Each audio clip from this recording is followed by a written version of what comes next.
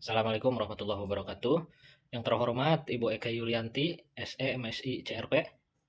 Mohon izin saya Nugrah Dani Firmansyah dengan NIM 51122111017 bersama rekan saya Sukma Ali Sobirin NIM 51112111318 yang tergabung dalam kelompok 1 mata kuliah manajemen investasi dan portofolio tahun ajaran 2023-2024 Universitas Jenderal Ahmad Yani. Kami akan memaparkan hasil penelitian terkait reaksi pasar modal terhadap Kepres atau Keputusan Presiden Nomor 17 Tahun 2023 tentang penetapan berakhirnya status pandemi COVID-19 di Indonesia dengan metode studi peristiwa. Sebelum kita masuk ke pembahasan hasil penelitian, ya seperti kita tahu bahwa COVID-19 ini pertama kali ditetapkan sebagai pandemi nasional pada bulan Maret 2020 di Indonesia ya. Peristiwa ini juga merupakan peristiwa tak terduga yang dapat mempengaruhi aktivitas di pasar modal.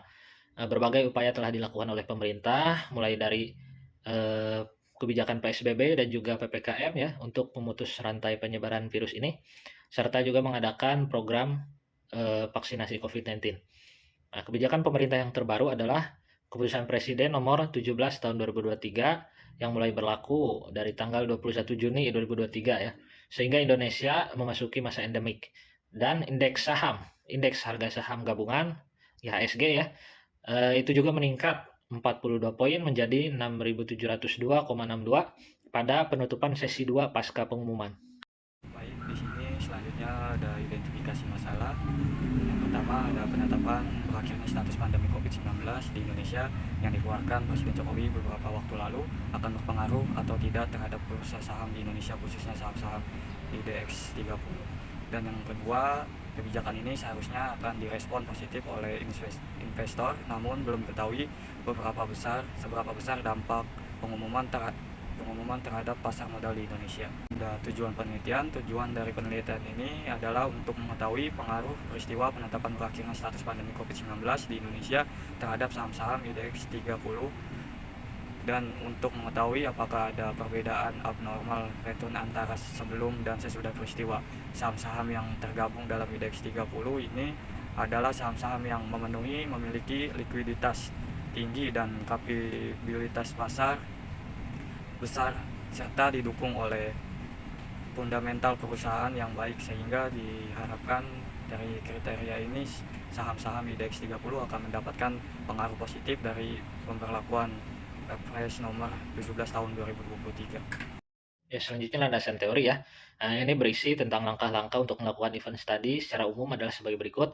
Yang pertama menentukan sebuah event atau peristiwa yang akan diteliti. Kemudian yang kedua menentukan event date dan juga menentukan periode pengamatan ya. Yang ketiga memilih sampel perusahaan yang akan diteliti. Kemudian yang keempat mengeliminasi ataupun menyesuaikan perusahaan-perusahaan yang dirasa relevan. Kemudian menghitung return aktual, menghitung expected return, menghitung abnormal return, lalu menghitung average abnormal return, menguji signifikansi abnormal return, dan juga melakukan uji beda antara abnormal return sebelum dan sesudah peristiwa. Baik, selanjutnya ada populasi dan sampel. Populasi seluruh perusahaan pada indeks IDX 30 periode bulan Februari sampai bulan Juli 2023. Untuk sampelnya menggunakan sampel jenuh. Di sini bisa kita lihat sendiri ya, ada 30 perusahaan. Yang pertama ada perusahaan ADRO dan yang ke-30 ada perusahaan UNVR. Juga ada metode penelitian. Penelitian ini menggunakan metode penelitian pendekatan kuantitatif dengan menggunakan metode deskriptif. Pada penelitian ini juga dilakukan analisis abnormal return dengan menggunakan metode studi peristiwa. Periode pengamatan dan penelitian ini adalah 11 hari bursa yang terdiri dari 5 hari sebelum peristiwa, 1 hari event date, dan 5 hari setelah peristiwa. Pemberlakuan Kepres nomor 17 tahun 2023 pada tanggal 21 Juni 2023 tidak ada periode estimasi untuk menghitung expense return pada penelitian ini karena expense return dihitung menggunakan market adjustment model yang diperoleh dari return index pasar atau indeks harga saham gabungan atau yang bisa dibilang IHSG. Selanjutnya kita masuk ke pembahasan ya hasil dari penelitian ini. Dalam rangka melakukan pengujian diperlukan nilai rata-rata dari abnormal return untuk setiap hari pada periode pengamatan ya.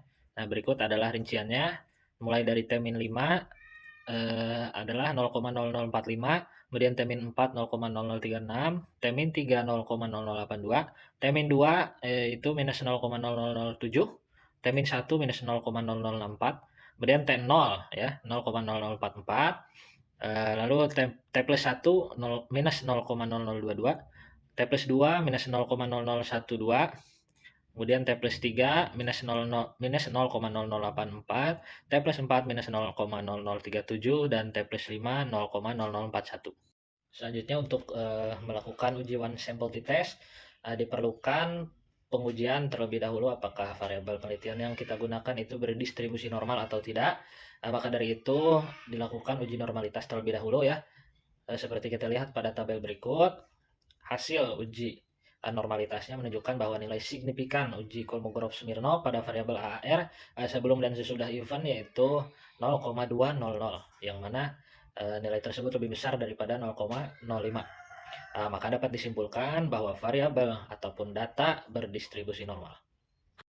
Ya, setelah kita tahu bahwa data berdistribusi normal, maka bisa dilakukan uji one sample t-test ya untuk mengetahui ada tidaknya reaksi di pasar modal.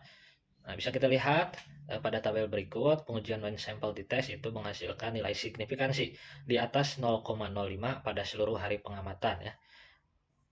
Dimulai dari T-5 sampai dengan T+5 itu semuanya di atas 0,05 ya. Nah, ini berarti bahwa data tidak signifikan. Meskipun peristiwa kepres ini, berlakuan kepres 17/2023 ini adalah berita positif ya, tidak adanya reaksi dari pasar modal terhadap pemberlakuan ini, kepres ini menunjukkan bahwa pasar modal tidak efisien dalam bentuk setengah kuat ya, baik secara informasi maupun secara keputusan. Lalu untuk menilai apakah terdapat perbedaan antara abnormal return sebelum dan sudah peristiwa, maka dilakukan uji beda ya atau uji per sample t-test. Nah, berikut ini adalah hasil pengujiannya. Bisa kita lihat pada tabel berikut bahwa nilai signifikansi diperoleh hasil 0,319 yang mana lebih besar daripada 0,05 ya. Artinya bahwa tidak terdapat perbedaan signifikan antara abnormal return sebelum dan sudah peristiwa. Selanjutnya ada kesimpulan. Berdasarkan uraian pembahasan dari hasil penelitian, dapat ditarik kesimpulan bahwa peristiwa pemberlakuan Kepres nomor 17 tahun 2023 tentang penetapan berakhirnya status pandemi coronavirus Dianse 2019 COVID-19 di Indonesia tidak banyak berpengaruh terhadap aktivitas di pasar modal. Dalam hal ini, saham yang tergabung dalam indeks 30 dengan kata lain dapat dikatakan bahwa pasar tidak efisien dalam bentuk setengah kuat baik secara informasi ataupun secara keputusan. Hal ini mungkin saja disebabkan oleh pemerintah yang sudah terlebih dahulu memberlakukan kebijakan new normal pada akhir kuartal tahun kedua 2020 dalam rangka beradaptasi di tengah pandemi COVID-19 di mana setiap orang bisa tetap menjalankan aktivitasnya secara normal. Namun harus dibarengi dengan menerapkan protokol kesehatan sehingga aktivitas di pasar modal pun kembali menjadi normal.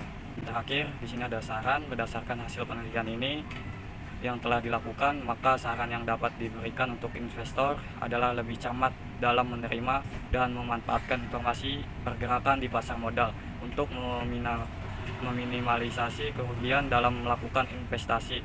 Sedangkan untuk penelitian selanjutnya disarankan untuk menyertakan variabel lain dan menggunakan periode penelitian yang lebih panjang serta memilih peristiwa yang tidak didahului dengan event serupa di masa lampau sehingga dapat diperoleh hasil penelitian yang lebih aplikatif khususnya dalam aktivitas di pasar modal. Ya, demikian hasil penelitian yang bisa kami paparkan. Mohon maaf apabila masih banyak kesalahan ya. Kritik dan saran sangat kami harapkan sehingga kedepannya bisa menjadi lebih baik lagi. Terima kasih atas perhatiannya. Assalamualaikum warahmatullahi wabarakatuh.